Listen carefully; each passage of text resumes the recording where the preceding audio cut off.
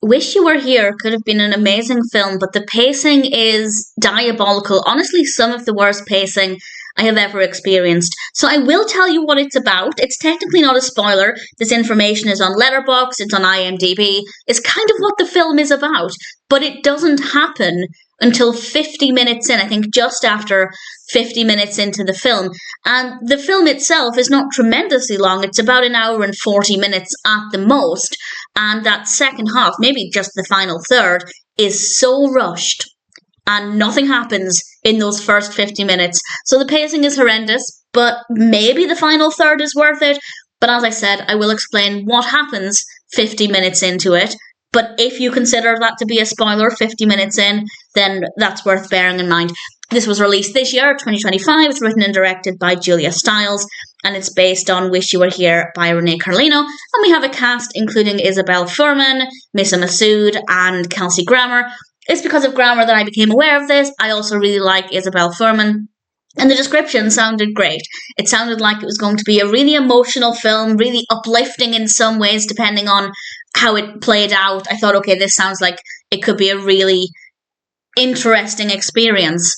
And sadly, it's terrible because nothing happens for 50 minutes.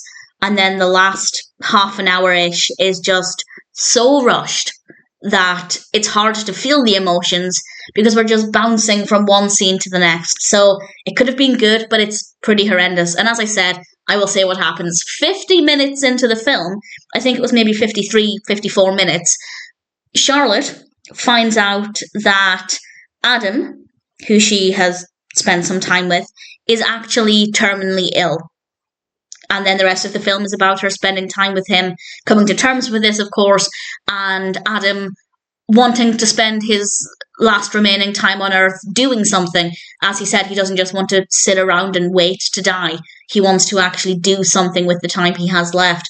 And they could have done so much with this narrative if it didn't take 50 minutes to get to that point. And it's not even that those 50 minutes were necessary to get to know the characters, to understand the strength of their relationship. Nothing happens. Absolutely nothing happens.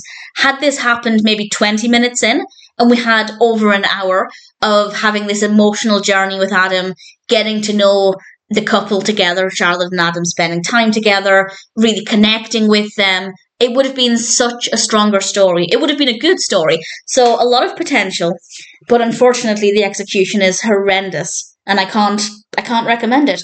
Unless maybe you want to skip ahead to 50 minutes into it. And honestly, you absolutely could. You wouldn't miss out on anything. It takes a very long time to get to that point. So it's not a good film. Great concept. Horrendously executed. Possibly the worst pacing I've ever seen in a film ever. So it's not a good film. It's not a good experience. The performances are fine. There is some emotion there, but because it's so rushed, it is just so difficult to focus on that. It had potential. It's not a good film. Wish You Were Here. Unless you want to skip ahead, and even then, if you skipped ahead to about 50 minutes in, it's not a good experience after that either. That's when things get a little bit more interesting as we actually get to the point of the narrative.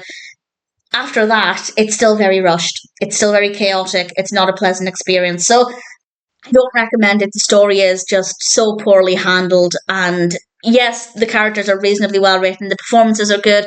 The technical aspects, camera work, lighting, everything is absolutely fine.